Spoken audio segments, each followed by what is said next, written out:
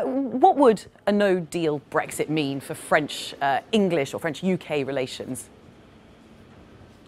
Good morning, Belle. Well, a no-deal Brexit would cause real problems for France and UK relations because they are two of the biggest trading partners within the EU. So Jeremy Hunt, the British Foreign Secretary, has travelled from the Foreign Office here in London to Paris to meet his French counterpart. They are sitting down for discussions at about this time. They'll obviously be talking about the deal that is possibly in the offing now, but they're also going to be talking about cybersecurity, national security, terrorism, the defence issues which the UK and France have particular expertise on and are the leaders on in Europe, because as it stands at the moment, if there is a no-deal Brexit, separate to that, there are issues about the information sharing that has been going on between the UK and France, with them having access to each other's data and databases and the tip-offs that they've been receiving. So Jeremy Hunt will be having these discussions after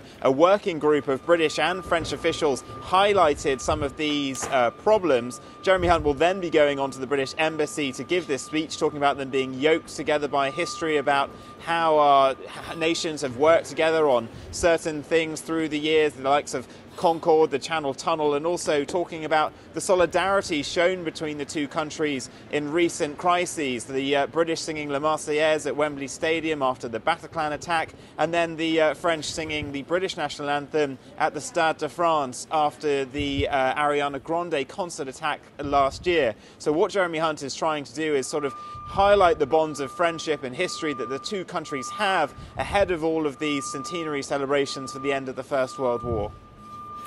Vincent, meanwhile, as this is happening in France, Theresa May in the UK is facing increasing pressure to try and reveal a bit more of her Brexit plans, isn't she? That's right. There are reports this morning that a Brexit deal is possibly close to being secured, and it may result in there having to be an emergency cabinet meeting on Saturday or Monday so that it gets the government sign off.